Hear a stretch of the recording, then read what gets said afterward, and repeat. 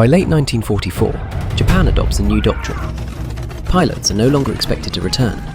Fighters are loaded with a single bomb and sent straight into enemy ships. One aircraft, one impact, maximum damage. This is USS St. Louis. Her escorts are nearby, but spread wide across the sea. In this moment, she is effectively alone, and in the next 40 minutes, her fate will be decided. It's October 25th, 1944, late morning. The Philippine Sea is heavy with smoke and heat. The great surface battle of Samar has faded into the distance.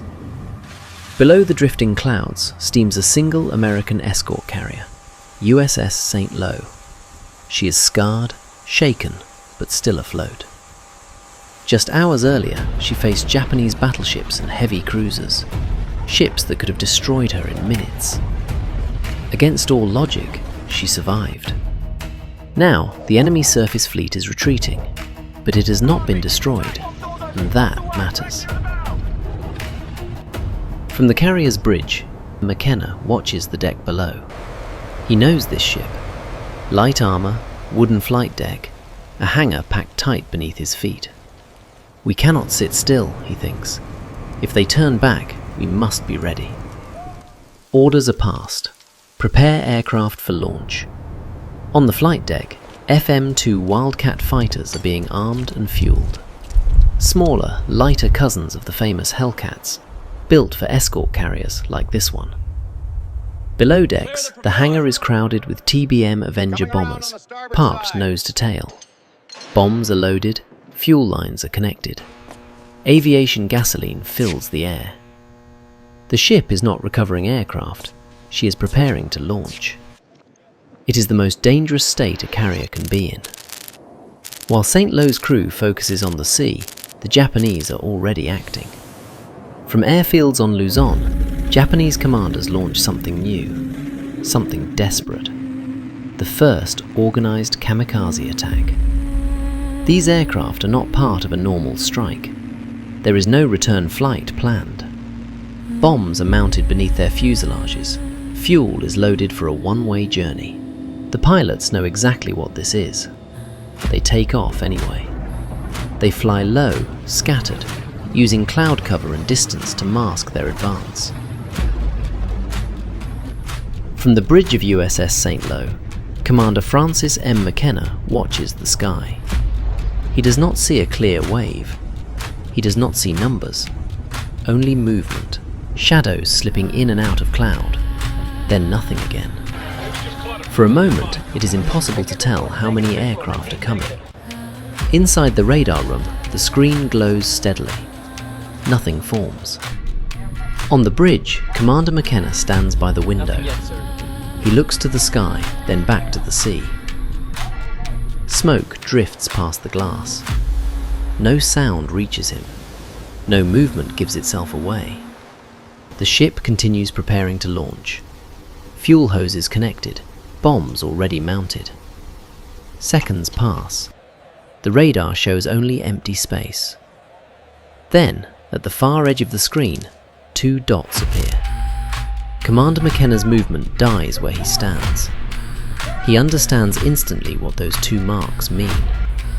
On the flight deck below him, aircraft stand exposed, armed, fueled, and packed close together.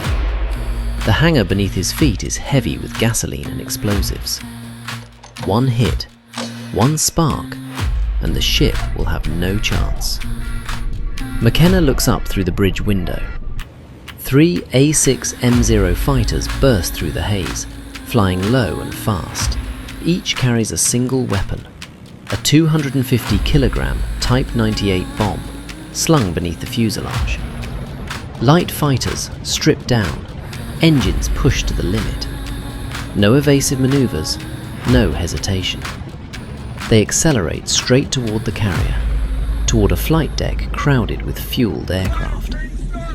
McKenna gives the order. Across USS St. Louis, the ship's 5-inch 38 caliber guns come alive. Mounts rotate. Barrels elevate toward the incoming aircraft. Fire control systems lock in. The ship's heaviest guns are now aimed skyward. Everything that can shoot is about to.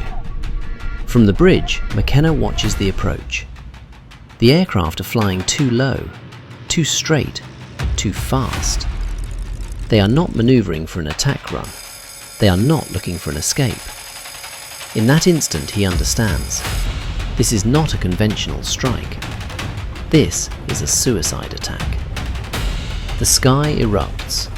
The 5-inch guns fire in sequence, their blasts shaking the ship. Shells burst overhead, tearing through cloud and smoke. The incoming fighters do not break. They fly straight through the fire. 1-0 is caught in a direct burst. The aircraft cartwheels downward, trailing flame, and vanishes into the sea. 2 remain. They are closer now, low over the water. From the bridge, McKenna watches them close the distance. He knows exactly what lies beneath him.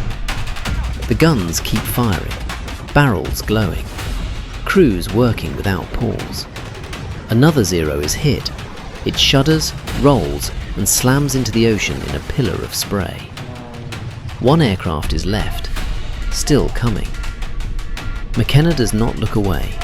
Guns keep shooting, muzzle flashes tear across the deck. A Japanese 0 streaks through the smoke. A shell clips the wing. Fire blooms along the span. The fighter wrenches hard into a turn, slipping out of the gun's reach. Then it comes back, straight ahead.